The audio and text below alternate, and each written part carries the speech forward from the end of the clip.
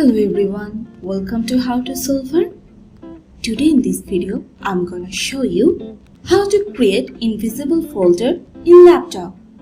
Before starting the video, please subscribe to How to Solver. So let's go.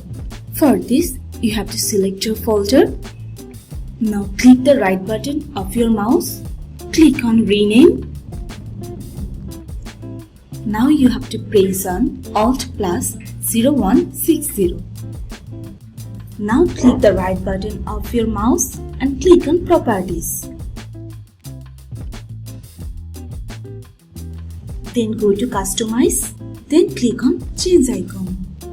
And now you have to select Empty folder.